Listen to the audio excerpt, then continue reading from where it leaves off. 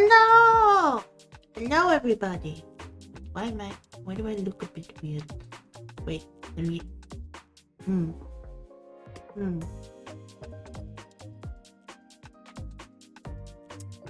Hello! Sorry, I was adjusting the camera. Hello, Nimby. Hello, Go Mudbugs. Hello, Ozman. Hello, Nimby. Hello, Ozman again. Hello, Ozman again. Hello, Nimby again. Good morning. Good morning! Good morning. I'm so tired. Happy Loud House Pokemon Tuesday. Happy Loud House Pokemon Tuesday. Now, how are you today? Oh, I'm so tired. I woke up at like 6:15 a.m. It is 7 p.m. now. Because I had to invigilate for an exam. But basically, I had to sit in a room and watch over the students and just make sure they don't turn on their phones and stuff while they wait to enter the exam room. And I had to do that all morning. Chat behind moaning for you. Good morning. It's not moaning for me. It is 7 p.m. It should be good evening. Yeah, it's good evening, but you guys, but there is the morning for them, so I said good morning for them. You had to be anti-cheater police. Kind of anti-cheater police.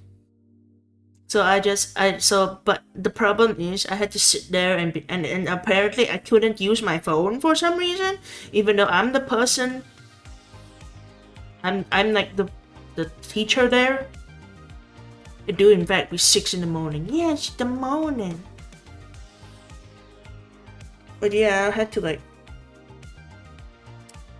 do just sit there for hours without my phone. Well, I did have my phone, but I was mostly just checking the time. And then I was just sitting there like, oh, EP, so boring. And then I did try to spend some time planning out my story that I'm writing. But then I tried to write it a bit, but then I realized like my hand hurts. Well, not hurts, but like my hand's sore, and I'm like, I don't want to write it. I need a pooter to write it. I want my pooter. Aren't you supposed to place your phones in a box before you enter an exam room? It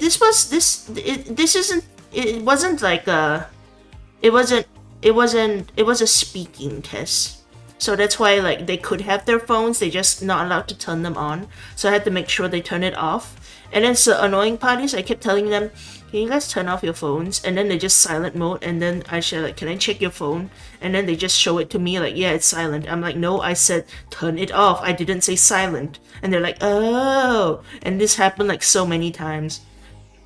Because like I was the one who had to like take attendance and stuff as well. So when they came in, I had to tell them like, okay, turn off your phones. And they were like, yep, it's turned off. And I'm like, no, turn it off.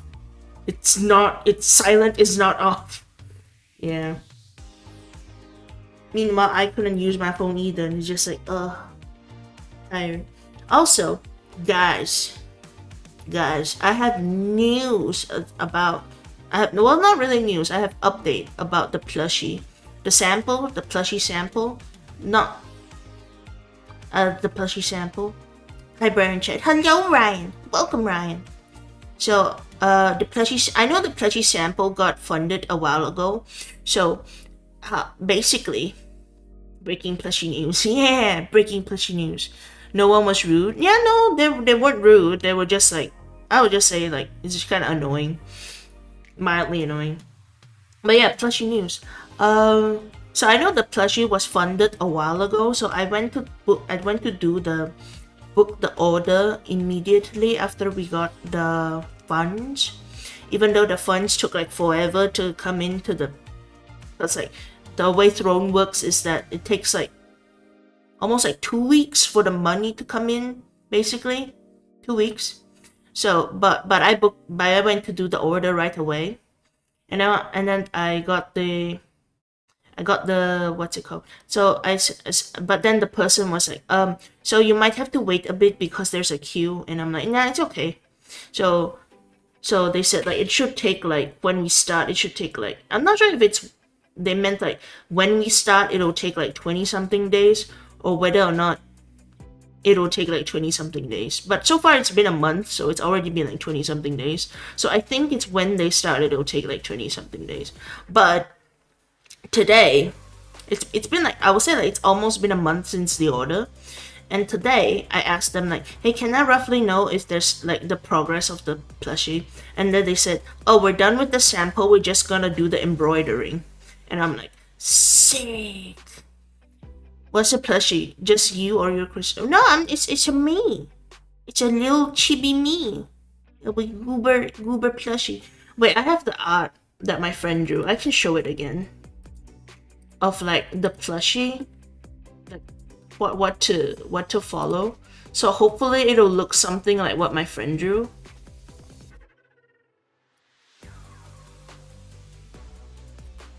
Oh. My ear trumpet has been struck by lightning, gifted membership to 𝒂𝒎𝒂𝒏𝒅𝒔. Oh, thank you so much, my ear trumpet, for gifting the membership. How are you doing today? 𝒂𝒎𝒂𝒏𝒅𝒔 got it. It's a me, Briar. It's a you, Ryan. That's much better progress than what I was thinking to give you. They didn't send me photos. I don't think they sent progress photos. That's the thing. They probably don't want to show like things that are half finished as well, because it'll look very scuffed since it's a plushie, I guess. But I also didn't ask for progress photos. I just asked for like progress update, and then they said they're just doing the embroidery.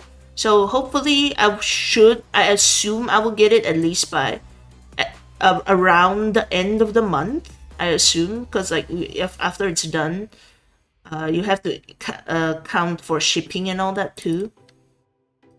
So I assume like probably end of the month. Progress in the sense of news updates. Yeah, progress in the sense of news updates. Hold on, let me get the. Where is the plushie? Where did I save the plushie art? Oh wait, I think it's literally just like What did I save the plushie art?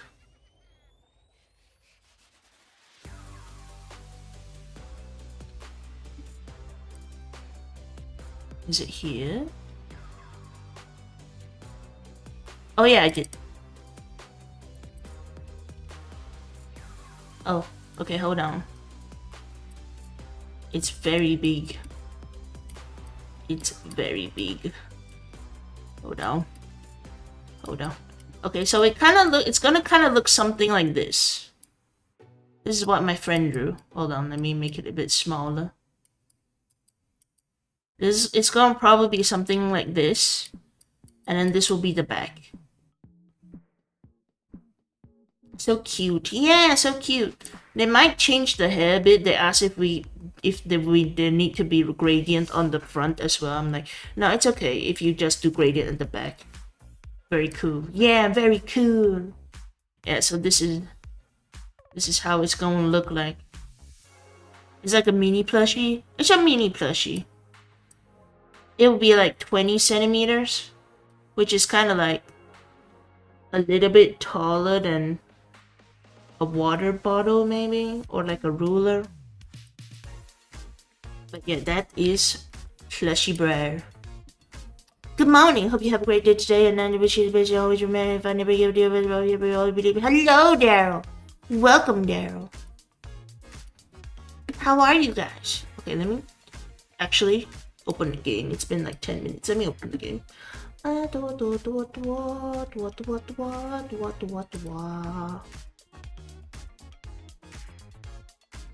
Keep it up, you're doing great. Alright, thanks, Daryl.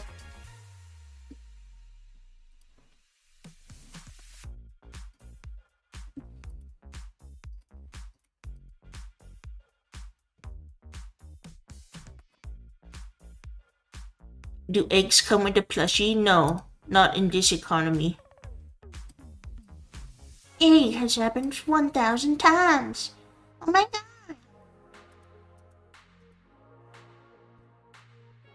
Okay. Okay, game is loading. Okay, let me just show the game. Showing game. Showing game. Oh wait, I think I cannot use game capture for this game because think I need to use window capture if I remember correctly. More vampire stories today. Yep, today is vampire stories, but we should be able to finish at least one side of the story. Which reminds me, wait, let me go to the game first. Okay, you hold on. You will see it soon. Come on. Oh wait, no. There we go. There it is. Oh wait, why can you see OBS? 1 second. Why is it like that? 1 second though. What the heck? Oh, that's weird. Okay, wait. 1 second. But if I stop chatting, I might have fallen asleep because I've been up all night. Why have you been up all night?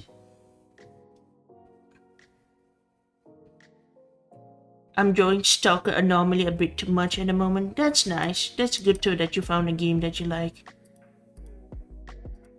What the heck? Why is it showing OBS on top? Oh, it's the capture method. That is so strange.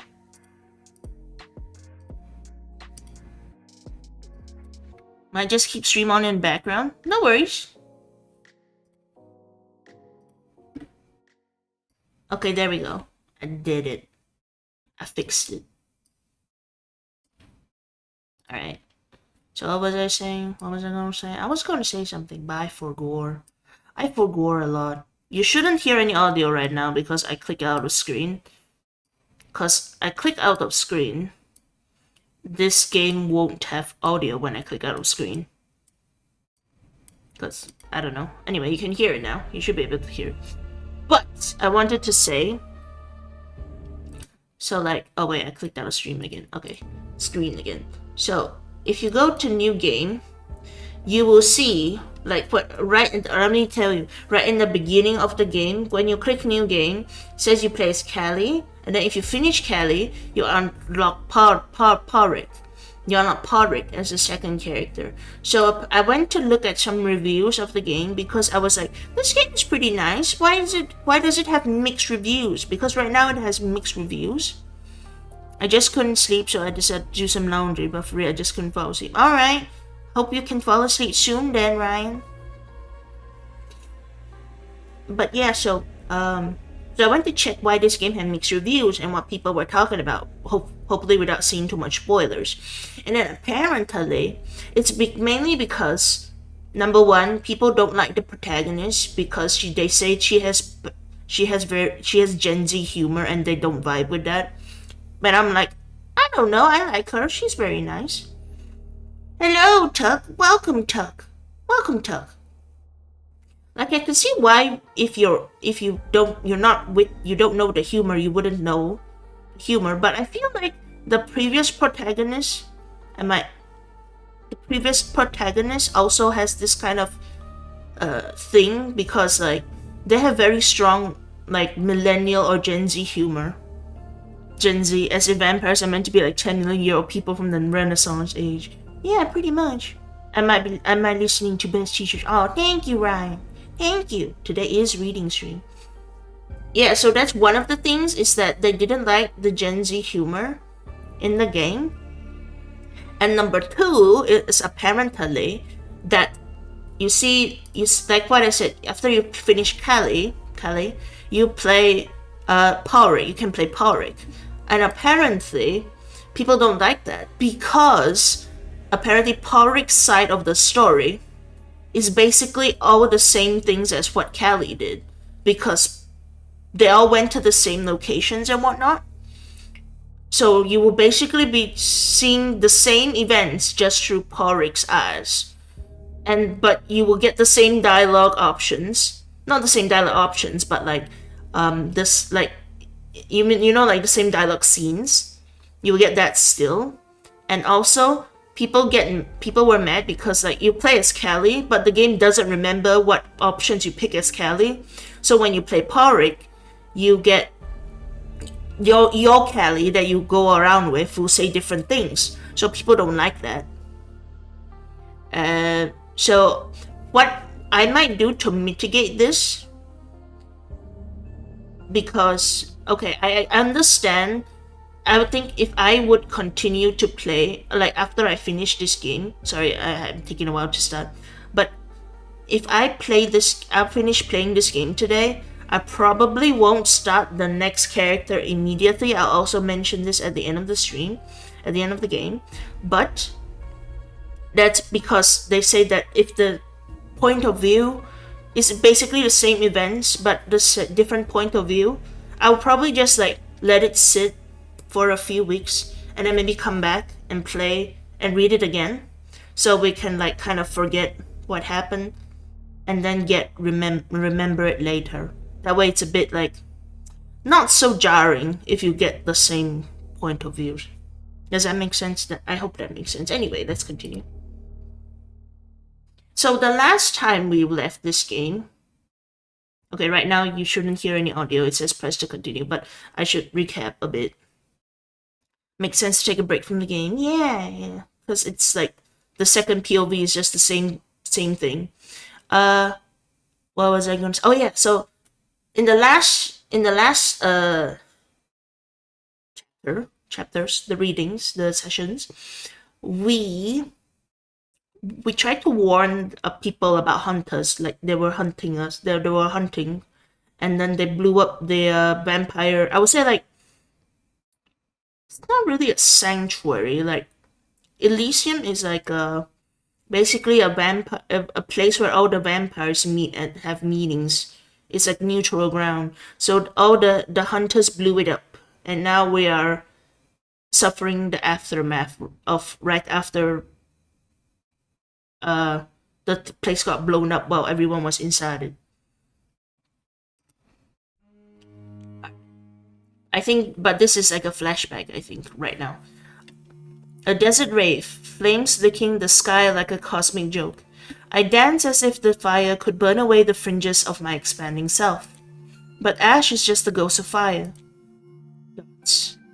Those moments are so distant now. A festival of fire. Wait. I'm in the wrong side of the screen. Sorry. Oh. Come on. Move. Move. Oh my god.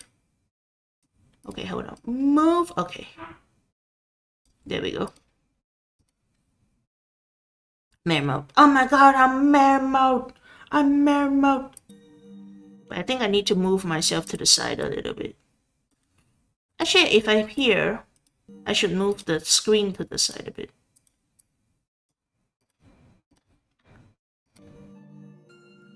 Fitting for the vampire theme. Yeah, I used to use this. Okay.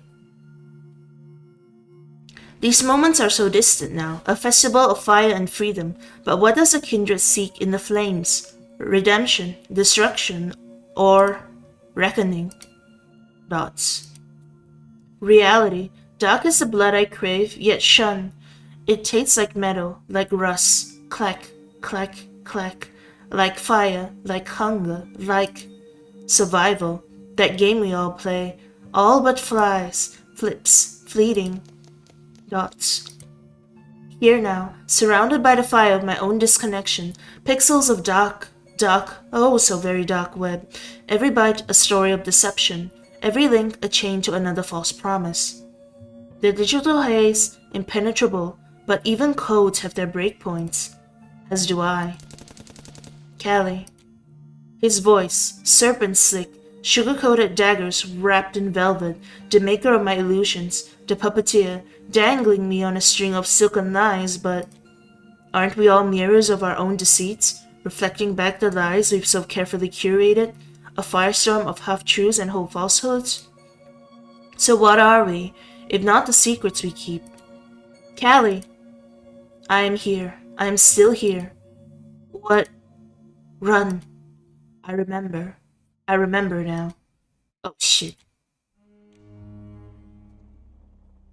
Ulrich's urgent pull on my arm jolts me from my trance. He's hauling me away from the remains of what once stood as the jewel in the crown of New York's Camarilla. Elysium is now just a husk, its grandeur swallowed by ferocious flames that smother the desperate screams of those who fled the havoc. Thick smoke spirals into the night sky, fiercely tearing at the air around it. I could stand here for hours, watching the whole place turn to ash. How was his voice like? I think it was just like kind of a deadpan, I remember. Like, Callie, snap out of it. Clack, clack, clack. The sudden close sound of gunfire serves as a brutal wake-up call. Yeah. We launch into a mad sprint. Parik is slightly ahead, gripping my hand way too tightly. He looks mostly unscathed, just a few scratches here and there. A stinging pain in my cheek finally registers. I run my fingers over it and find a deep gash, but aside from that, I seem to be okay too. We pass by Arturo, who is half carrying a barely conscious Prince Panhard. He shoots us a hateful glare before sprinting off. The sharp rattle of an assault rifle echoes just behind them. A few bullets whiz by, damn near grazing my ear. We're about to duck around the next corner when our luck runs out. A hunter, barely a few feet away, levels his rifle at us. Damn abominations! I recognize him. He's a sole survivor from that mob that went after the serpents. Sansari gave him a freaking grenade and a decisive order to set it off at his headquarters. A miracle he didn't blow himself to hell. He hesitates, lowering his gun slightly. No, y'all. You goddamn leeches, I remember you. Horik crouches, fangs bared, poised to strike at any moment. I mirror his stance, ready to spring. What the devil did to me was wrong. Corrupt, I nearly turned on my own. His weapon swings between Parik and me, his eyes locked on us, paranoid. But I pushed through, resisted. My brain's in overdrive, seething, every fiber of my being just itching to see his blood, not even to drink it, but to shred and tear, and make him watch his own heart thump one last time in my hand. Threatening.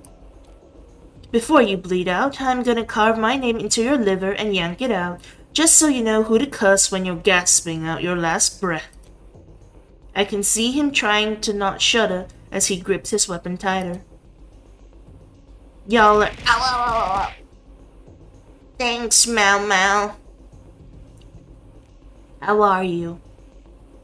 Y'all are nothing but sick, twisted monsters. Wait, that's not his voice.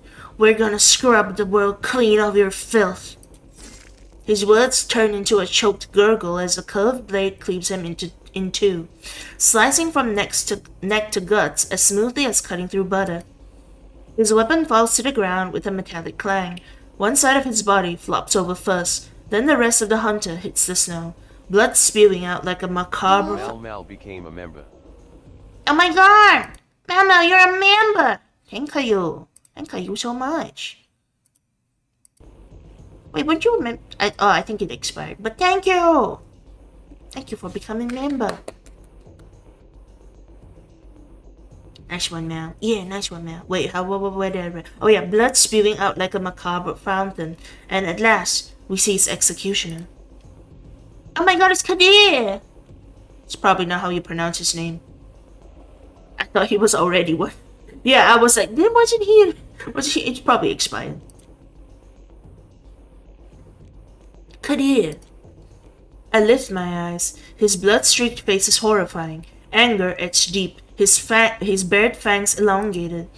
He looks right through me as if I'm just another body to slash through, tear apart, or crush like a spoiled apple. Parik notices it too, because he steps right in front of me. Kadir, that is correct. I'm pretty sure. Yeah, hopefully. We are not your enemy, Sheriff. Is that his voice? I don't think that was his voice. We are not your... How was his voice like? I can't remember voices. We are not your enemy, Sheriff. Kadir... Ow! Thanks, Mau Mau. Thanks. Kadir cocks his head, as if he cannot grasp the meaning behind the words. There's a primal edge to him, an untamed frenzy that seems to feed on something dark and ravenous. And those eyes, those scary, empty eyes. They belong to the beast. Gunfire snaps all of us back to reality. Without uttering a word, Kadir leaps into an alley like a feral cat, ready to mangle anything that dares to stand in his way. I'm in your woes. Oh no! You have arrived. Oh no! But good to hear that you reached safely. Hope you have a nice time. The moment stretches into what feels like forever. Then Porik taps my shoulder and nods towards Julia as she steps out of the art hole's crumbling facade with acelings slung over her shoulder. She hands the limp body to Valerie, who appears right behind her. You wanna pee? Then go pee. Valerie hurries past us and slips into an alley. Julia, with one arm dangling uselessly, walks up to us. Are you idiots really just going to stand there? No, obviously not. The north exit's blocked and those assholes are pushing in from the Bronx. Conroy, do you know about our safe spot in Greenpoint? I don't think so. No. We only hear the thundering boom a moment after the ground between us explodes in a shower of debris. Frantically, we scan our surroundings for the shooter to no avail. Fudge. We need to split up. You two, make for Williamsburg. Someone will pick you up there. Move it now. She vanishes into the shadows, leaving only the fading sound of her footsteps. Another loud explosion rumbles and a gunshot cracks as we attempt to sneak away from our hiding spot. That's when I spot the shooter, betrayed by a stray glint from their scope, perched on a rooftop down the street, prepping their next shot. But it never comes. Instead, a dog appears out of thin air and lunges at the sniper. Its jaws clamp onto their neck, throwing them off balance. They stumble and fall on the roof. Off the roof. And just as suddenly, the dog is gone. Holy fudge, did you see that? I did. It might have been a gang roll, although let's think about that later. Without wasting any more time, we duck into the dark alleys. Anything to get away from this madness. The relentless echo of gunfire fades, now replaced by the distant, mournful wail of police sirens. As we move, my instincts kick in hard, prompting me to sweep the rooftops, windows, and alleyways for threats. There's no immediate danger. Actually, the streets are eerily deserted, as if everyone could sense the looming peril. But the air is still thick with tension. We should get moving. Yeah. We run in silence, Porik and I, our movements synchronized as though we'd rehearsed this escape countless times. We're supposed to be the predators of the night, and now here we are, the prey, driven by the fear of being hunted. Echoes of agonizing screams still haunt my ears. I can't tell if they're real or just figments of my imagination. As we sprint through a seemingly safe alley, the faint smell of burning gasoline hits my nose. The smell intensifies when we round the corner, mingling with the fading glow of a fire in a trash can. Then I trip, sprawling face first into the slush. I push myself up and see that my hands are coated in a mix of melted snow, dirt, and blood. I look up, eyes adjusting to the dim light. The alley is strewn with bodies, hunters, judging by their gear. It's deathly quiet. It's like a grinder went through them. Who? I do not know, but we need to find another way. Something's not right here. That's when I hear a strange grunt, then an ominous whoosh through the air. I glance up just in time to see a Molotov cocktail flying straight at us from a window above. Porik, focused on the carnage around us, doesn't see it coming. Oh, fudge. Time crawls to a stop. I'ma shove Porik away. I crouch and launch myself with all my strength at Porik. Now looking up, his eyes wide in alarm, hoping to shove him out of harm's way. Despite my smaller frame, I slam into him hard enough to knock him over like a rag doll. We both skid into a wall several yards away, narrowly escaping the flames that are now devouring the alley and the dead hunters. The pungent aroma of charred flesh strikes my nostrils, permeating the alleyway within seconds. I'm gasping, trying to regain my composure. Porik is already up and looking for the bastard who nearly turned us into ashes. Then a sharp, anguished cry pierces the air, followed by the crash of breaking glass. The hunter tumbles out of the window and hits the ground with the broken bones. He's followed by a dark, bloodied figure that stands elegantly beside him. Oh, of course. Valerie grabs the hunter by the throat, hoisting him up before biting deeply into his neck. She drinks ravenously, her victim's body spasming under her grip until it finally goes limp, the last twitches fading into stillness. Valerie? She doesn't answer, still on a high from feeding. Without a word, she spins around and disappears into a nearby building. Moments later, she emerges, carrying an unconscious aceling. Only now do I see just how bad Aceling's injuries are. She's lost the lower half of both legs, her left arm has been ripped off, and her neck is savagely torn up. She's covered in vast, ugly burns. Up close, it's horrifying. You're a natural-born distraction, little raven. Yeah, chaos always seems to find me. I sneak a peek at 𝒂𝒂𝒅𝒔. He can't take his eyes off Aceling's wrecked body, like it's digging up some traumatic memory. Valerie notices it too. She won't be waking up from torpor anytime soon, I'm afraid. What happened? Is this their doing? He waves his hand around the alleyway, gesturing at the obliterated remains of the hunters. No, she happened to be at the center of the explosion, alongside Addison. It's a miracle she wasn't instantly shredded. In pain. Valerie shrugs. There's nothing left of him, though we hardly had time for a thorough search. Without another word, Valerie starts to walk away.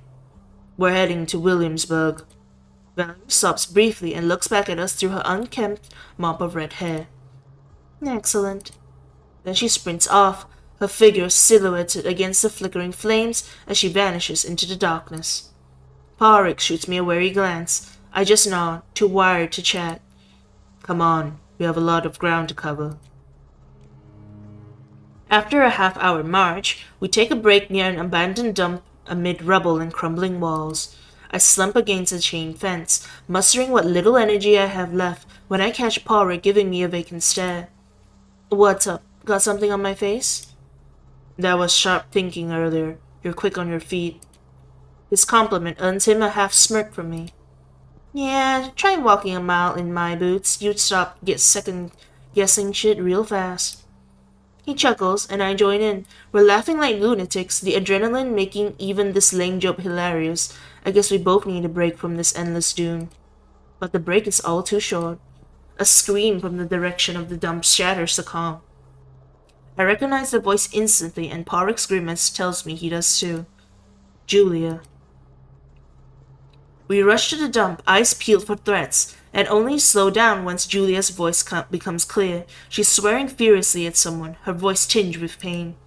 Standing over Julia is a strange figure. An older man straight out of a taggier era, snug jeans, leather jacket, and a ridiculous mustache. Oddly, he's also wearing a priest's collar and holding a double-barreled shotgun. For some reason, just the sight of him sends a shiver down my spine, making me want to flee. It's a familiar terror, the kind I felt with that North Korean missionary, that deep, all-consuming fear that fully numbs your will. Julia is sprawled on the ground, a combat knife pinning her limp arm, while the hunter's shotgun presses brutally against her throat.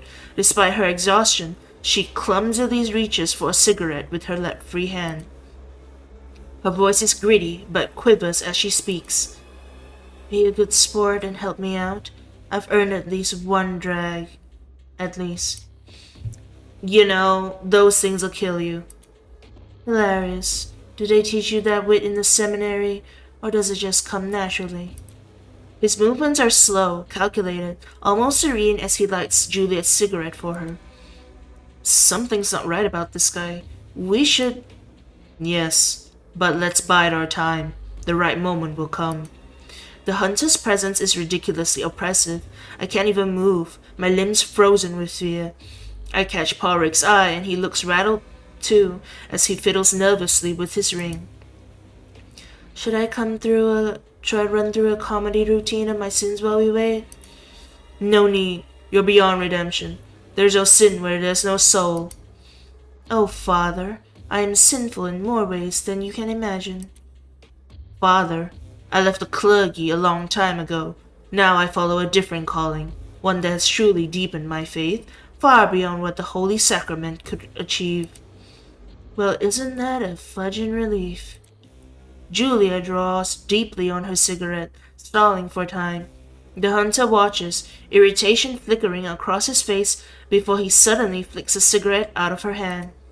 I pity you, creature, like so many others I've dealt with, but there's nothing that can't be cleansed with holy fire, and I have just the remedy. He opens up the shotgun and pulls a peculiar orange shell from his pocket, the letters DB marked clearly on its surface. Consider this an act of mercy. Save me the fucking lecture, will you, and get on with it? The hunter stands, methodically ejects the old shells from his weapon, and prepares to load the orange one. I want to leap up, to shout, to stop him, but I can't. I'm paralyzed, rooted to the spot in terror. But 𝒂𝒏𝒅𝒔 suddenly stands, his voice cutting through the tension. You won't do it. I forbid you. The hunter stops as if struck by lightning, shotgun only half loaded, his wild eyes locking with 𝒂𝒏𝒅𝒔's determined gaze. Leave her. Now. His voice booms, echoing with a thunderous authority that even I feel compelled to obey. The hunter steps back from Julia, slowly, as if controlled by some unseen force. Did 𝒂𝒅𝒔's command actually work? Then, in one fluid motion, the hunter draws a six-shooter. The crack of gunfire shatters the eerie silence. I watch in agonizing slow motion as 𝒂𝒅𝒔 collapses. I'm unable to reach out and stop the inevitable. Time holds its breath, trapping me in this surreal nightmare where the only truth is the pain of seeing my friend fall. Everything fades to a blur except for that piercing ache. Okay, hold on. It's getting loud. One sec. Okay. And rage, a raw, incandescent fury that defies all odds. Okay. Increase. Obfuscate.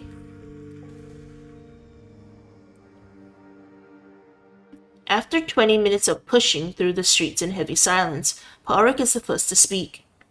So just to clarify, the hunter shot himself because of what you willed him to imagine? I shrugged nonchalantly, adjusting my hold on Julia. She's limping between us, supported by our shoulders, clearly still suffering from her ordeal with that maniac. Oh, cut the bullshit. Modesty's not a good look for you. I don't fucking know, okay? It just happened. Okay, hold on. I make the audio loud again. I just stared at the guy and really hoped he fudged himself up. It's not completely true, and they know it. That priest was so full of conviction, this blind, all-encompassing faith, that it was almost more than we could handle. But when 𝒂𝒅𝒔 got shot, something I didn't know was within me suddenly awoke from its slumber.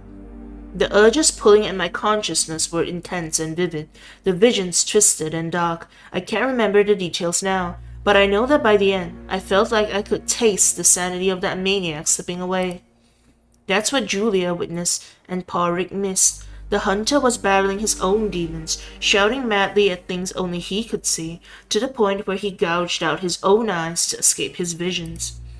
And when that didn't work, he placed his chin against the barrel of his shotgun and pulled the trigger, his head erupting in a blaze of fire and shrapnel. Those had to be phosphorus shells, the way what was left of him burned with bright, terrifying flames. But I don't need to learn the behind the scenes of it all. Callie, that's twice you've saved us tonight. I'm at a loss for words. Yeah, whatever, don't sweat it. Just look at you two and your domestic bliss. Disgusting. Move it, we're nearly there. We accompanied Julia all the way to Williamsburg without any further trouble. But as we reached the safe house, instead of relief, a new kind of unease raises the hair on my neck. Like I've just made a grave mistake. Nadia, we made it. I don't know how, but we did it. And now, let the chips fall where they may. By the moment we lurched through the door to the temporary Elysium, I'm totally worn out. Julia practically slides off my shoulders and crumples to the floor. Wait, hold on. This is the loud music, I think. While I crouch down next to her and put my head between my knees. But while I try to calm the panic that's kept me going the past few hours, she moves her only working arm, pulls out a packet of smokes, and tries to relieve a cigarette from it. Fruitlessly, I might add. Nah, shit. Give me a hand here, will you? Wordlessly, I place a cigarette between her lips and light it up. She takes a long drag, staring vacantly at the ceiling. Parik limps over, gives me a comforting pat on the shoulder, and then plops down beside me. We're all simply exhausted. So much has happened, so much has changed, so much has gone to shit. More and more people trickle in, bringing news in hushed whispers. Most of the assembled kindred managed to escape just before the explosion hit. Some are injured, some more than others, but in the end, they got away just fine. Prince Panhard got it rough though. I mean, she's still in one piece and conscious, which is more than can be said about Aisling, but her injuries are pretty severe. She'll need a few days to fully recover, but she'll be back on her feet soon. Aisling, however, well, her wounds are critical, and it's unclear how long it'll take for her to emerge from torpor. Meanwhile, Edison Payne and his servant are nowhere to be found. His abandoned wheelchair is the only clue they left behind. There's a rising commotion in the background, but I don't even feel like lifting my head to see what it's all about. The sounds reach my ears as if my head has been plunged underwater. I only realize that something's wrong when Parik gets up and limps over to a couple of kindred having a heated argument, his arms raised in a pacifying gesture which, by now, he should know hardly ever works. Fudging hell, the absolute last thing we need now is pointless kindred scuffle. I'm about to drag myself up to go make sure Parik keeps his head attached to his shoulders and his teeth where they belong, when the door opens with a loud thud. Cut it out, all of you. Silence engulfs the room. Only Julia, unperturbed, takes another drag of her cigarette and lazily expels the smoke. Kadia and Valerie stride into the temporary shelter, looking like they've been through hell. They're covered in blood, clothes dirty and ripped in places, but while multiple gashes and scratches mark their skin, they seem relatively unharmed. Kadir moves to the middle of the room, standing tall with his shoulders squared and jaw set. Every conscious eye follows him with hawkish attention. Our counterattack was successful. We managed to rout the remaining assailants with no further losses. Valerie joins him, standing at attention, hands clasped behind her back. We were not followed to this location, and since this Elysium is newly established, its whereabouts remain secret. Rest assured, we are secure here for the time being. Kadir surveys the room with a stern gaze, his brow furrowed, and furrowing even deeper when he sees Parik and me. For now, however, he barks out an order to one of his hounds. You, give me a complete status report on everything that occurred in our absence. Yes, Sheriff. He gives a brief summary of what's happened during Kadir and Valerie's murderous rampage, including a tally of the final dead and the wounded. Kadir remains unmoved throughout, rooted to the spot in this weird manner, where he seems to be held back by the very fury that yearns to propel him forward. This is the third time I'm seeing him in my own life, and I've never been more certain. Why does the guy with the pink beard look like that actor who played Aquaman? Kind of. Now that you mention it, kind of.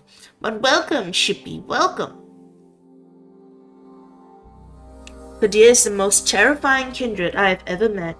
I'd rather claw my way out through a mile of bricks than be stuck in a room alone with him.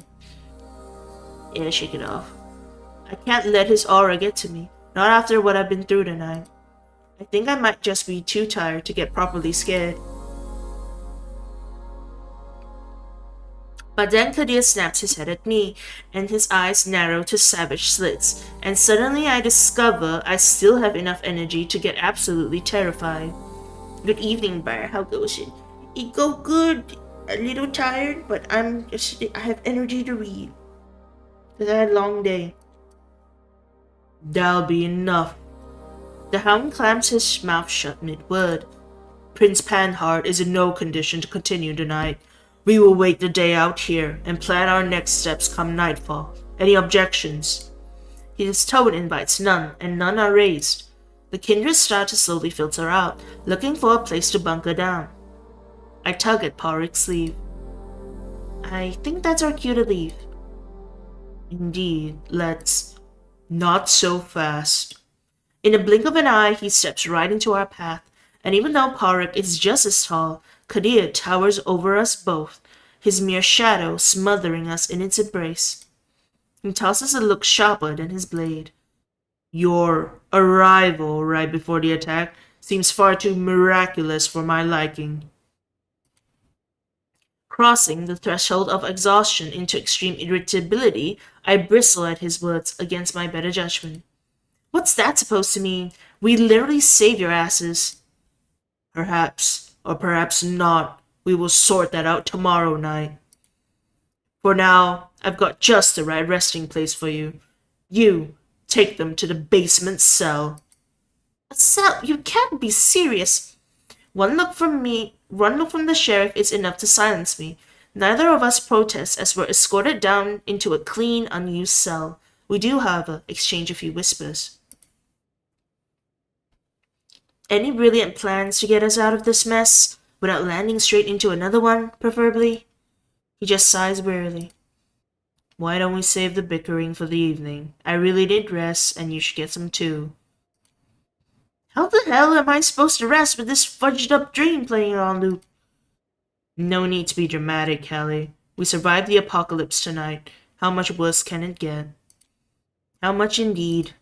At least the cell is sunproof. That's one less thing to worry about. A few days ago. Come on. Load. Okay. A few more steps, Addison. There. Done. See, that wasn't so hard, was it? Ugh. Look at you, getting all relaxed. Think of it as chamomile tea. Nobody drinks it for the flavor, really. Ugh. Ah, must be tough, sipping on blood that's so far below your standards, especially when it's not from your dear circulatory system. But hey, our supplier went the extra mile to make sure it's palatable enough for you. I've been told finding your type with just the right resonance is a bit of a task. It's got to tick the boxes for us both, after all. Oh, I'm afraid we must continue this charade a little while longer. We have big plans for you, Addison. Big plans indeed. Are they controlling Addison? Have they been controlling Addison this whole time? Because he usually uses his servant to talk, and I guess his servant has been controlling the master this whole time. Alright, end night. End night, Shyamalan, man. Night 6. December 2024. 2 nights until the new year. The chill of concrete. Wait, let me increase the audio. The chill of concrete, pitch darkness all around, and then voices, distorted, frantic whispers piercing the silence. A cocktail of discomforts jolts me awake from the abyss of undead sleep. In that moment, the bitter truth of last night's mayhem hits me like a falling tower. The assault on Elysium, the countless casualties, the absolute chaos. But my eyes don't take long to adapt. I turn in the direction of the voices and spot my cellmate, my partner in doom. Powerix pushed on the few steps leading down into our cell, huddled up against the basement door like he's becoming part of it, eavesdropping on the racket outside. Looks like I'm the real sleeping beauty around here. I'ma listen. I tune my ears to the outside, catching only bits and pieces of the commotion. You got a much better shot at eavesdropping from here, Callie, and it sounds like there's a, how would you put it, a shitstorm brewing. Think we're gonna get caught up in it? You tell me. He slides over, freeing up some space for me by the door. I lean in and press my ear against it, ready for some juicy vampire audio drama. You bask in your own authority, Helene, blissfully ignorant, a damn epitome of ivory tower behavior. Tread lightly, Sheriff, you're addressing your superior. Superior? By what measure? Do you truly see yourself standing above us all, Helene? Above those who met their final deaths last night? Payne's gone, Aisling's in torpor. Julia barely slipped through the jaws of that many-headed beast, but many others found no such luck. This is the heavy toll of your negligence. Tell me, how many times did I suggest relocating Elysium? Perhaps we should seek to de-escalate. Spare me, Arturo. I want to hear it from her. Kadir, you've been so detached, you don't even know. Had I not anticipated such a disaster, securing havens and employing safety protocols in advance, where would we stand now? The tension is like a thick fog, creeping under the door and enveloping both Parik and me, leaving behind a sour sting in the air. This is what happens when you fail to prepare, the dire outcome of inaction when action is crucial. This disaster wouldn't have happened if you simply had done your job. Had you stayed hidden, heeding my directives instead of meddling with mortals? A juvenile excuse, matched by an equally juvenile assessment. You were warned, repeatedly, that the mob with their pitchforks and torches wasn't sitting idle. Yet you ignored the matter and insisted on throwing bodies at the old clan instead of fortifying our lines. Ridiculous. Ever since the debacle with Callahan, you've been unraveling, Helene, succumbing to stupor, bit by bit, with your harpy puppeteer blind to your decline. How dare? Oh, just shut it, Arturo. It's common knowledge. Everyone and their sire knows it. A moment of silence descends upon the room. Kadir, the masquerade... Spare me that old refrain. The masquerade ends when the dance floor is engulfed in flames. And quelling those flames was your responsibility. My role is to prevent the fire from starting at all, or to extinguish it swiftly when it does. Instead, under your command, I'm just a latecomer to damage control while you bash your head against the Tzimit's wall. You're well aware of our reasons for prioritizing Vitra. We were gaining ground. Were we, Helene? Vitra remains unyielding, unapproachable. She decimates our envoys and clings to her ill-gotten domain like her monstrous namesake. Be enjoying the watch of our breed, but I'm normally can attend to a stream in the background. It's okay, Ozman. Have fun with your game. Any immortal children yet? Why are you talking about immortal children, Dan? But welcome, Dan. We're clueless about her motives and alliances. It's clear she's quietly executing her plans, yet so far none of her schemes have threatened our interests. Does this shadow play really outweigh gunfire on our streets? A Twilight reference. This is not a dating sim, Dan. It doesn't fit here. You doing a late night Tuesday stream? I'm not gonna do a late night Tuesday stream. I'm gonna wrap it soon if we finish it, because I had a long day.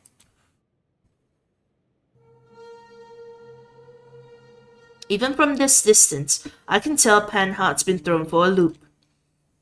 If we'd paid heed to the purge of the Thin Bloods, to the unaccounted kindred deaths beyond our circles, we would have uncovered leads much sooner. Larson's destruction was a glaring warning, ignored because you dismissed him as nothing more than a farce. And now the failures regarding Vitra are mine to bear? He scoffs loudly. For weeks we've known our true adversary was well organized. That alone should have set off the alarms. But the scale... He starts pacing, rapidly losing his cool. Curse it, Helene. We had Aaron Fletcher in our sights 2 full nights in advance. The evidence was compelling. The strategy laid bare. This catastrophe was entirely avoidable. Fletcher, the very notion sounds ludicrous. I know, right? But when you really think about it... The distinct sound of a lighter igniting breaks attention for a moment. He's a charismatic multimillionaire, totally ostracized by the public for his extremist beliefs, notorious for spouting the wildest shit. And the rumors about gun running? Spot on, according to what I've dug up. Plus, he's got his hands on some top-tier tech, which would certainly help in his obsessive hunt. His deep pockets and sheer zealotry are what's keeping this whole circus afloat. I'm not done yet. I'm still reading. Ludicrous as it sounds, the pieces align perfectly. As the court argument dies down for a while, I throw 𝑃𝒆 a confused look. He mirrors it, though he manages to appear more collected. Then a chilling clarity descends upon me. The influential mortal mentioned in the circulatory system documents. He's the head of the hunters who are terrorizing New York. Holy fudge. Damn. What now? Raymond's fudged beyond what I imagined. That's putting it mildly, arming our enemies. Fletcher, the influential mortal, it was staring us right in the face. The deeper I dig, the further I dissociate from the person I thought I was. Am I the idiot here, or is Raynard really the fudging incarnation of deceit? Either way, I'm devastated. Just then, the court drama starts back up, yanking me back to the present. I press closer to the door, straining my ears again. What do you propose, then? A booming thud signals the introduction of 𝒂𝒎𝒆's fist to some innocent piece of furniture. There's a time for courtesy and a time for heads to roll. I call for the latter. We must crush this mob, snap their pitchforks and smother their torches, and for that to happen, Aaron Fletcher must die. Panhart's quiet surrender says it all. She's out. Damn, 𝒂𝒆 called it. The tides are shifting. Valerie, mobilize our forces. Remind them that caution is paramount. The streets have yet to be cleansed. And reach out to talk. Is that wise, 𝒂𝒎𝒆? The potential fallout of the addyolks turning on us seems disproportionate to the benefits.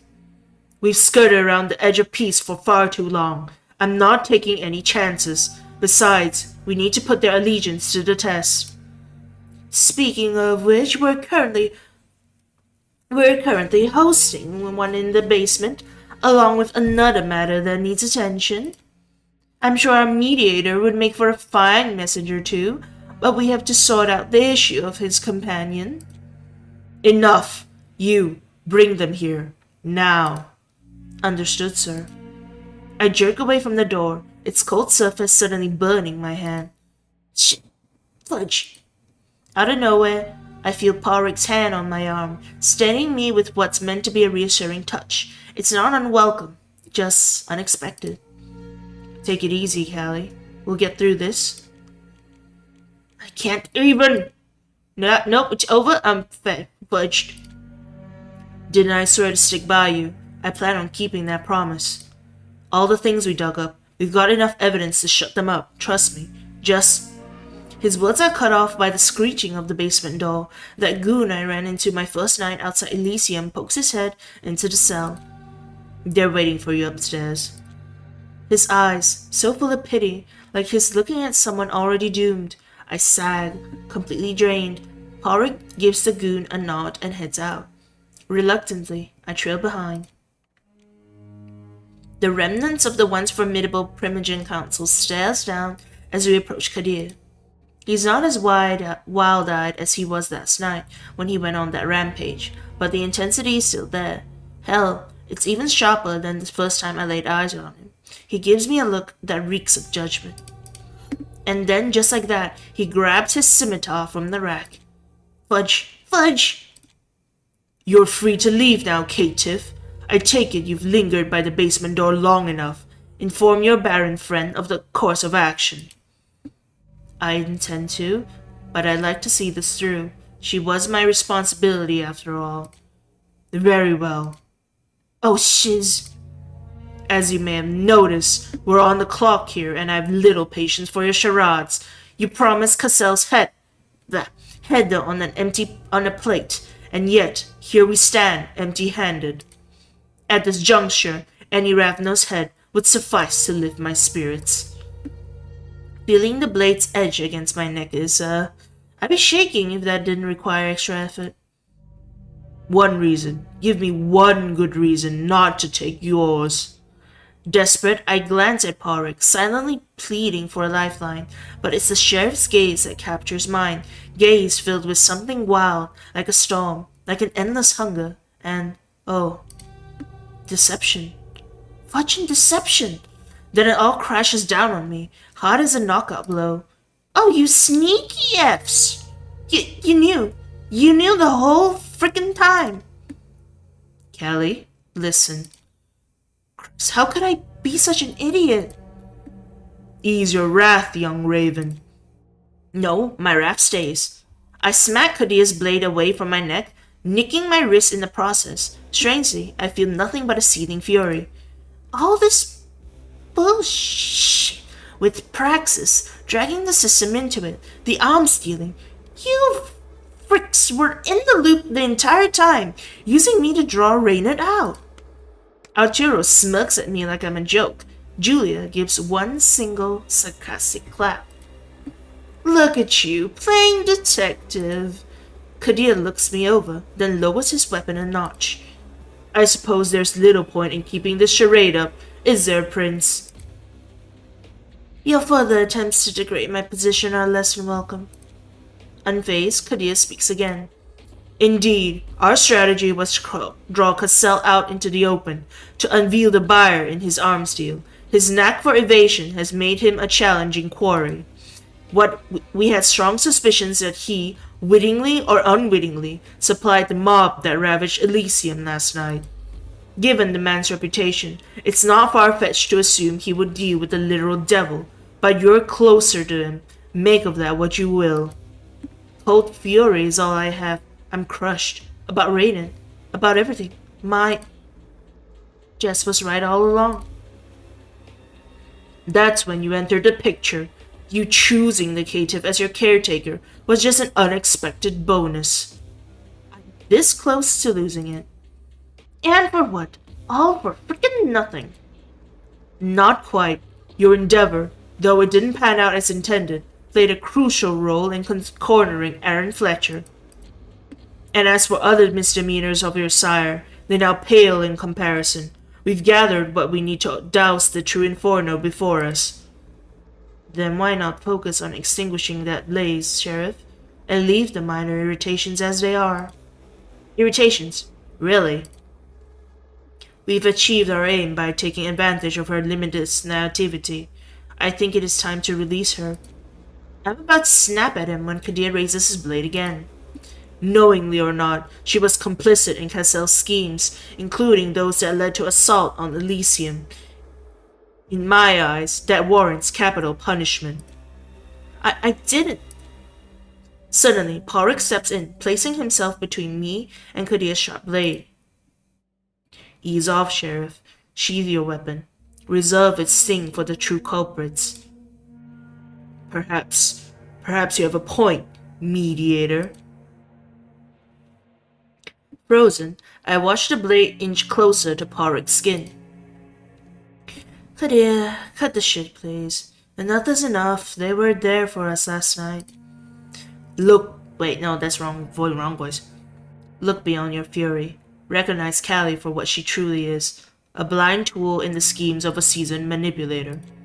Her death achieves nothing. It won't deliver 𝒂𝒎𝒆 into our hands. It won't undo the past. It serves no purpose other than to satiate your thirst for carnage. With enough kindred already lost, there's no need to add to the body count. I'm stuck, freaking paralyzed. It pisses me off the way he's talking about me, like I'm just a pawn in their game, even if he's doing it to save my ass. But I can't even tell if he's really trying to protect me, or just using me to further his own goals. 𝒂𝒎𝒆 and 𝒂𝒆 are in a standoff, their eyes locked in a battle of domination. But that damn blade hovering in the air speaks louder than any of their silent threats. The edge of that scimitar is so damn close to 𝒂𝒆's neck, it's about to break his skin. Is mine, or the stupid fledgling's end truly worth the fallout? Press on, and see how 𝒂𝒄's cooperation becomes a distant dream. That gash across 𝒂𝒆's neck looks like it could open up any second, but not a drop of blood shows. He's cool and collected, the exact opposite of this hot mess right here. Okay, 1 second. I'm gonna reply a message.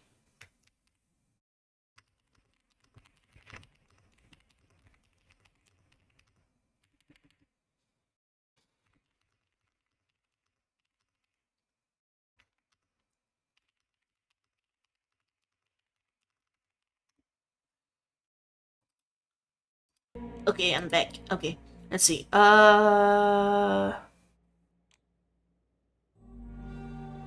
Stop it. Enough, for fudge steak. 𝒂💏 cuts me off with a gesture. Release her, Sheriff. Just let her go. And then 𝒂💏 actually does it. He lowers his weapon, his whole body shaking with barely contained rage. Go. Now. I get what he's saying, but my body isn't listening. It's frozen in place, still trying to process the cluster of fudge that just went down. How did this... Get out before I change my mind. And never show your face in New York. Ever. Again. Suddenly I can move again, and I almost stumble from the released tension. My gaze flickers to 𝒂💏's. There's something new in his eyes, a storm of thoughts I've never seen before. But in that storm, I recognize regret, maybe even an apology. Who knows if it's genuine? These past few nights have been a real eye-opener about how much I've misjudged people. One thing's crystal clear though. It's time to haul ass out of this nightmare. Okay, one sec.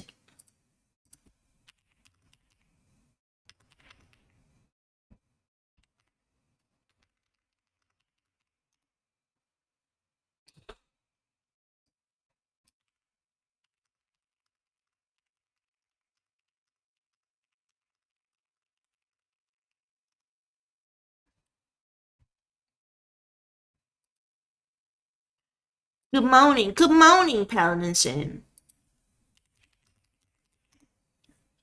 How are you? Alright, where am I? Wait, my bow is getting cut off. It's because I keep getting close to the camera. Because I turn on that thing. Wait, I'm coming closer. I'm in a bit closer. Now if I go far that way, if I go close, it'll like not cut off my bow. Yeah, that works. Because I turn on this, like if I go in and then go out, it will do the thing now. Good morning. Good morning. Alright. I stumble out into the night. My legs give out and I crash land on the pavement. Dragging myself up, I glare back at the entrance to the New Elysium. The snow's coming down hard now, much more intensely than earlier, covering the building in a thick white coat. Might have been magical if I wasn't seething with rage. Fudge this and fudge all of you. God damn it, how could I have been such a freaking fool?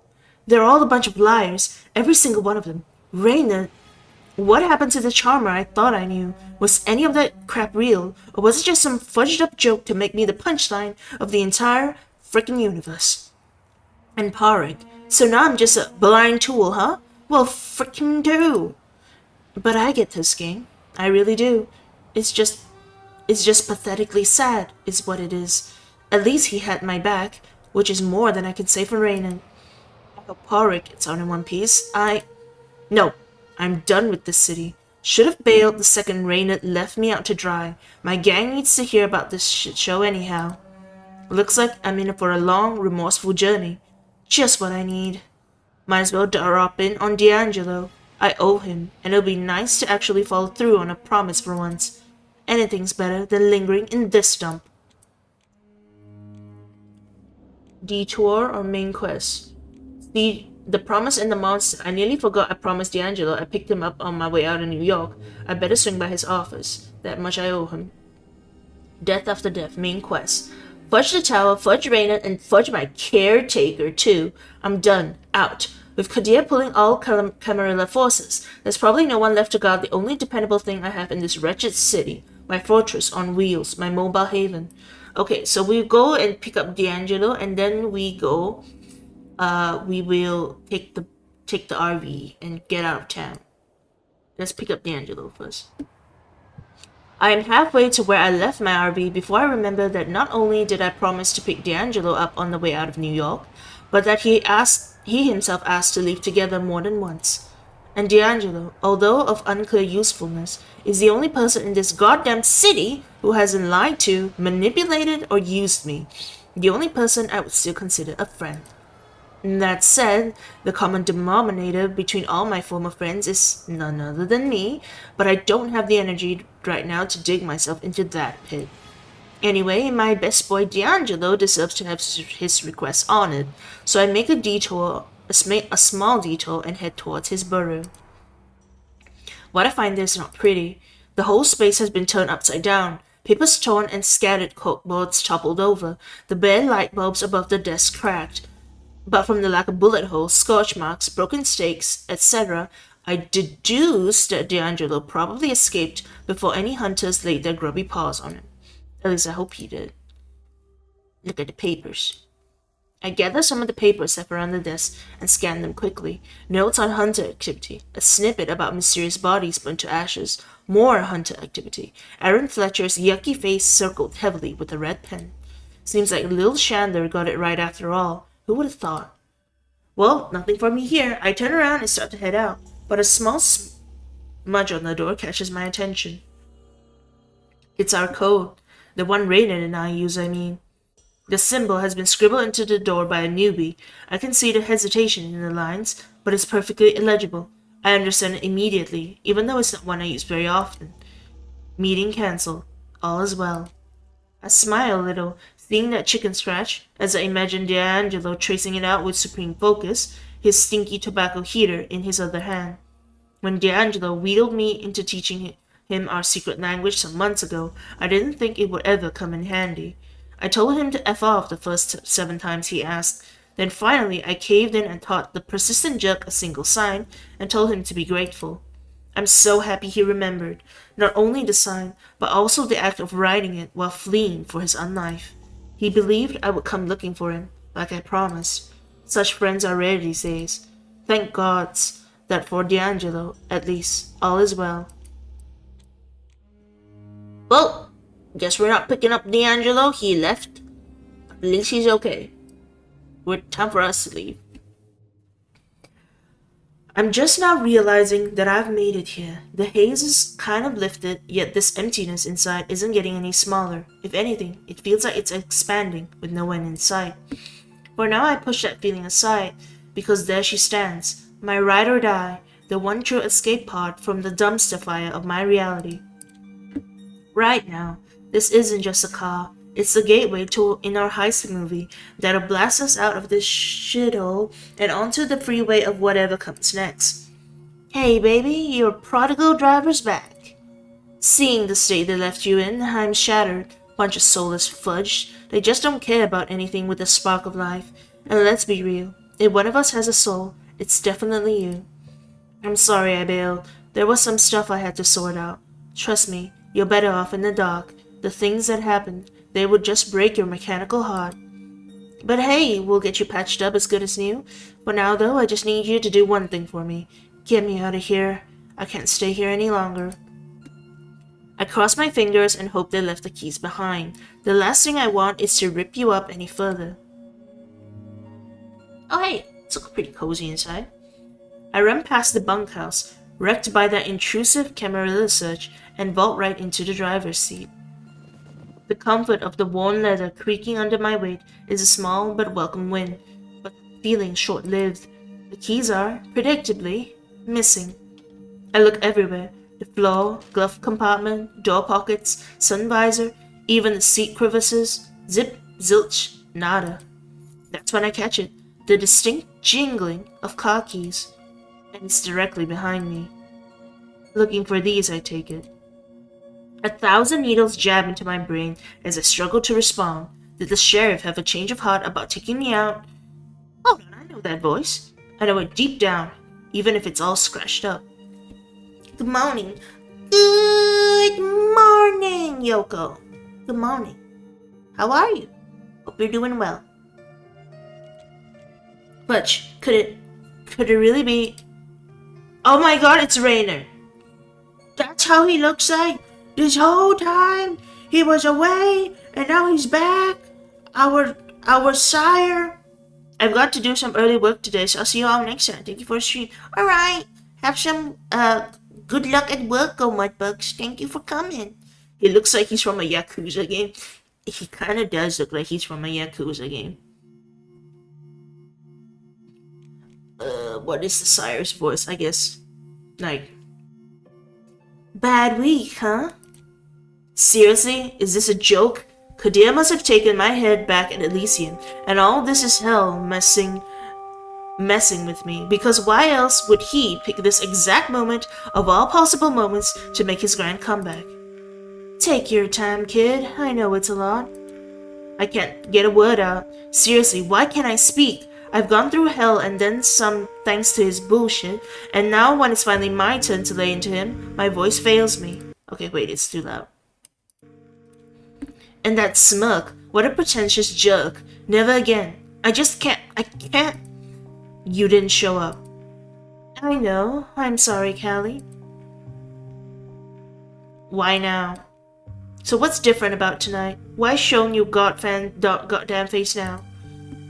Shifts in the game, you know how it is. Plus, I've missed you. We lapse into an uneasy silence. On closer inspection, he looks like he's been through the ringer, maybe recovering from torpor or something. But his eyes haven't lost their fire. In fact, they're burning even brighter than before.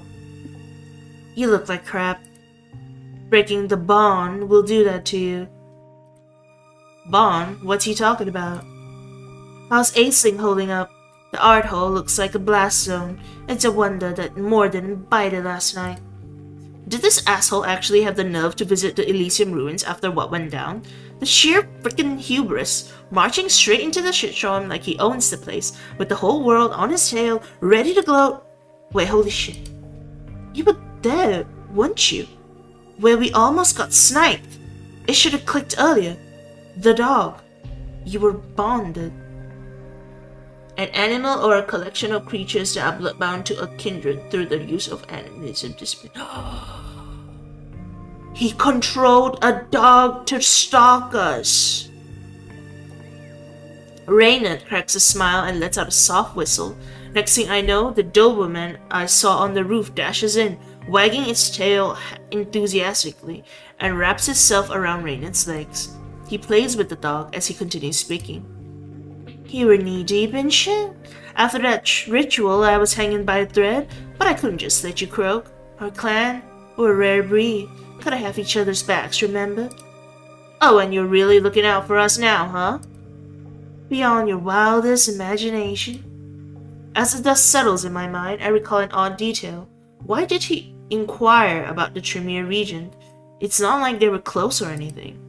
I don't think so, at least. Why the sudden curiosity about Aisling? I might have made her a promise that honestly, I'm not planning to keep. So, how's she doing? Most of the call was pretty much unscathed, but Aisling, she got hurt bad, like really bad. I don't think her waking up anytime soon. Reynard's face relaxes. Well, I'll be damned. That's one problem we can scratch off the list. We? Does he actually think he can charm his way out of this? Not this time. He can take his act and shove it. Cut this crap, Reynard. There's no we anymore. Not unless you've got a damn good explanation for all this crap I dug up. He raises his hands in mock surrender. Busted. Then he shifts and sprawls in his seat, settling into his usual yarn spinning mode. Looks like I'm gonna be treated to another story, a part of our old routine that I know all too well. Listen, I know you've been poking around, trying to make sense of things. I get it, no hard feelings. Survival's the game we're all playing. Fill me in on what you've uncovered, so I can skip the boring parts. I vowed to say nothing. At first, he's lost the right to boss me around, but then, just like that, I'm an open book. He always had this knack, this uncanny ability to crack people wide open. Beats me how he does it, but damn, he's still got it. So yeah, I spill everything. Well, almost. Gotta keep some cards close to my chest, just in case. I tell him that the tower nabbed me over stuff I was clueless about, and that I threw him under the bus to buy some time. He nods in silent approval. He'd pull the same move in my shoes. Then I bring up Horik. Oh, so the little rascal who's been tagging along is that caitiff pacemaker, huh? Why? Do you know him? Not personally, no. Just aware he's out there, taking crap from both sides. Yup, between a rock and a hard place. How's he been for you? Look, it wasn't he. What I mean is, it's not freaking relevant anymore, alright? It's your story, kid. Spin it the way you want. I quickly push thoughts of Porrick to the back of my mind. Don't need that distraction right now. I tell Raina that the circulatory system is hot on his trail, all thanks to a leak from the freaking SAD. His lack of surprise irks me.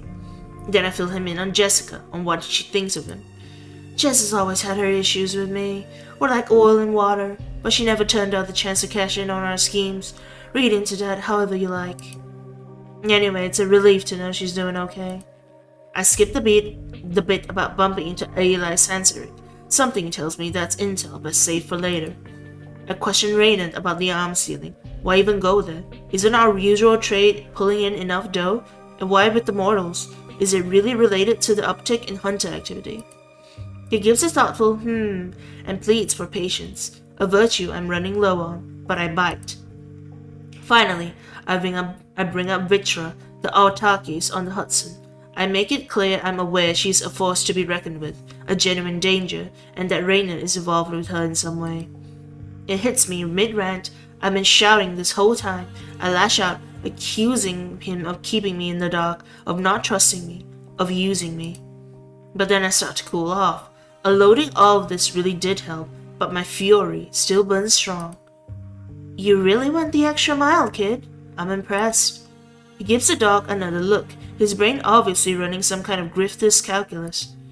Alright, let's cut to the chase. You're in this as deep as I am, whether you like it or not, but you deserve the full story, so grab a seat. We're in for the long haul. He slings his legs onto the table, settling into a narrative groove.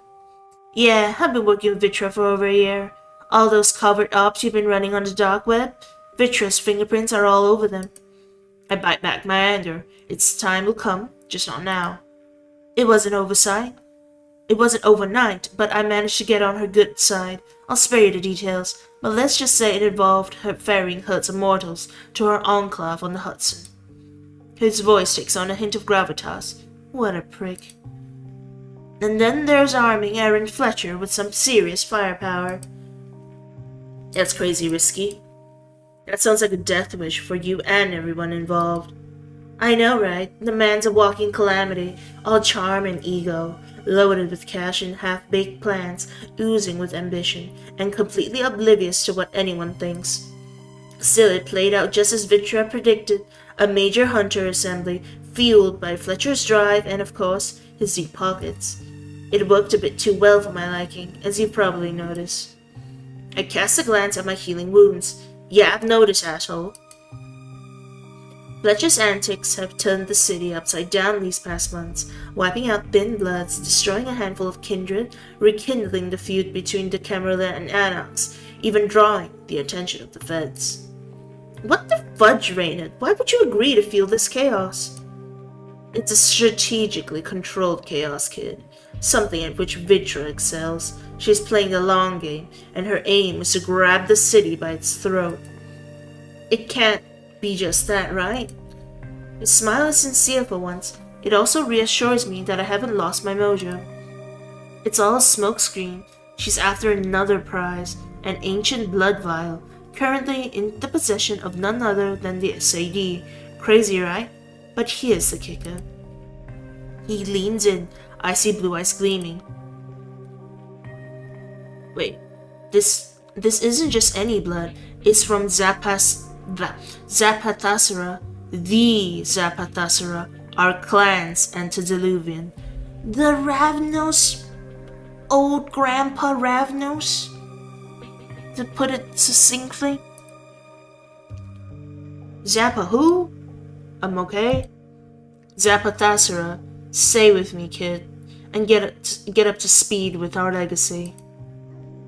His famulus cozies up to him, staring at me with relentless intensity. Gotta admit, I have a soft spot for that dog. Once I got close to Vitra, I bet it all on getting tasked with the heist. She's got resources, but still, it's a direct strike against our kind's most formidable foe. But hey, impossible heists are my specialty. She must have said yes, otherwise you wouldn't be here, dumping all this drivel on me. He grins, oozing cheap soap opera villain vibes. That's right, and here's a nugget for you, something I've kept under wraps.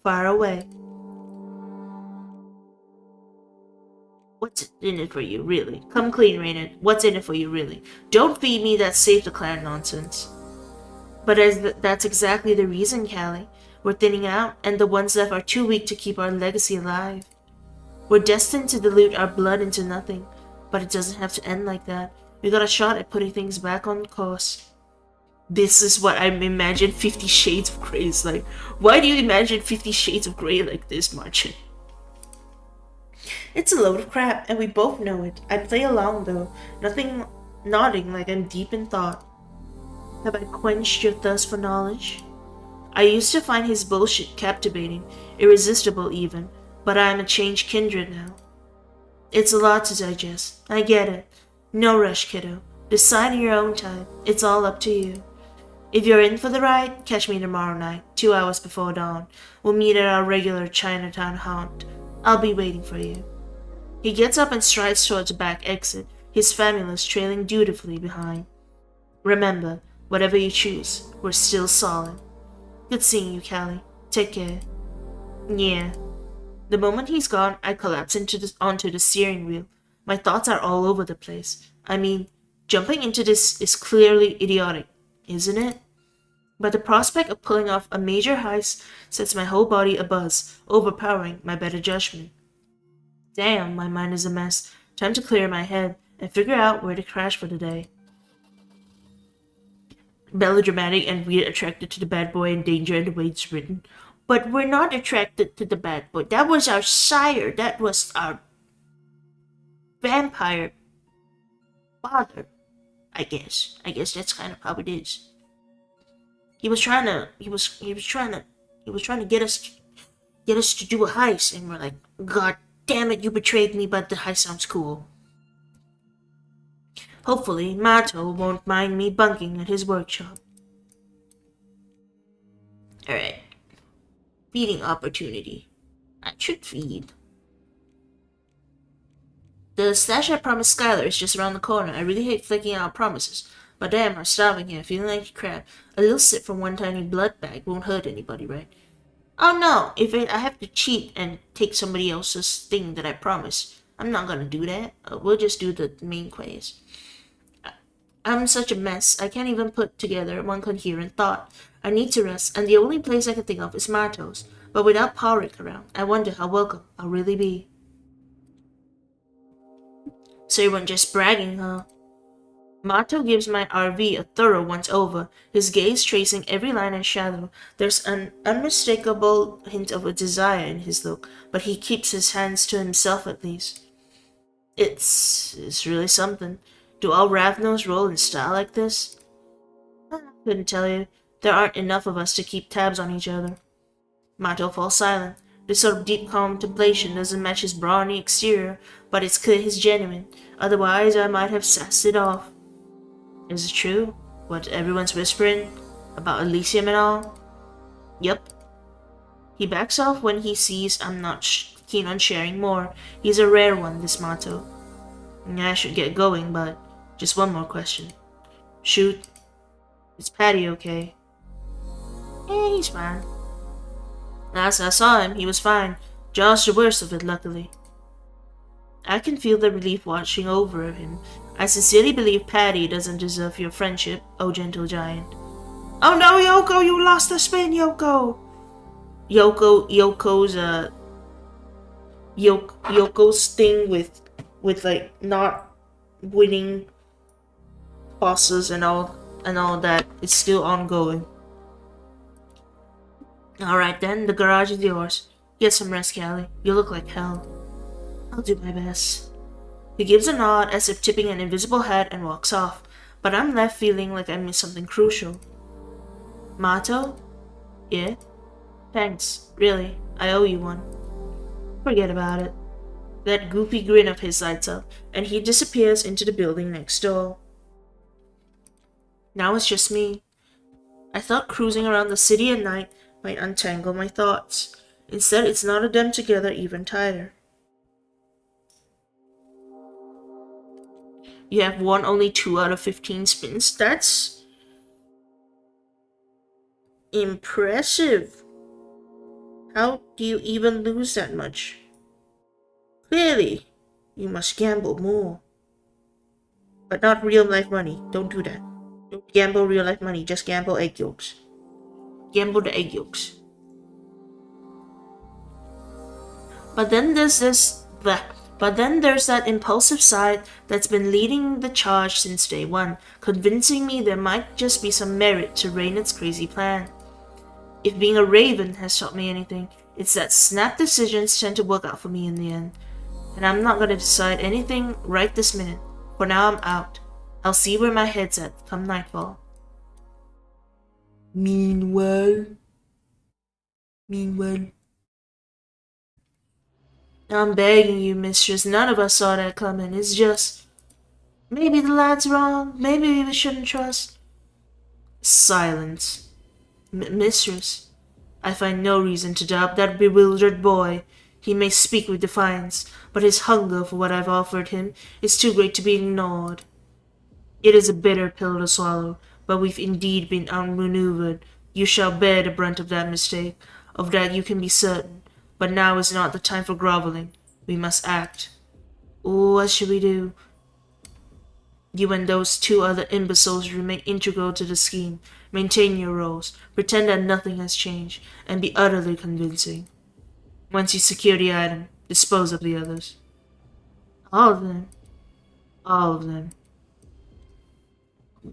Are we going to perish or end the night?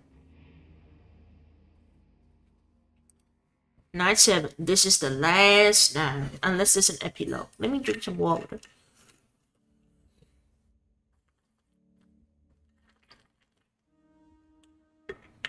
Yum, yum, yum, yum, yum. Water. Water.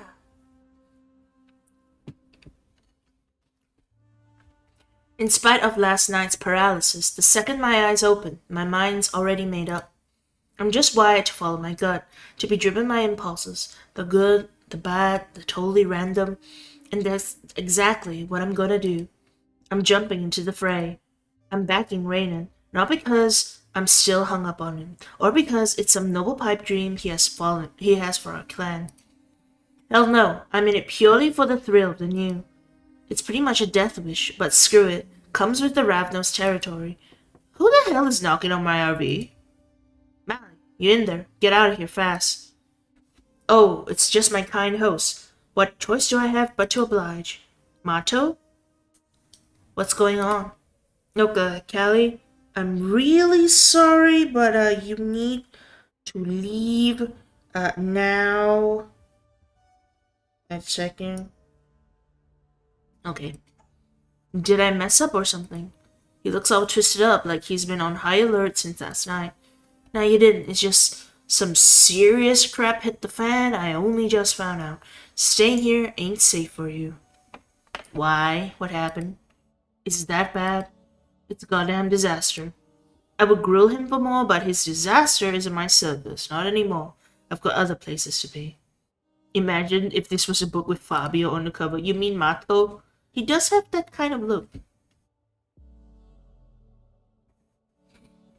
Give me 5 and I'm out of your hair. Thanks. It's for the best, really. Hit me up in a few months, yeah? Once everything's cooled down.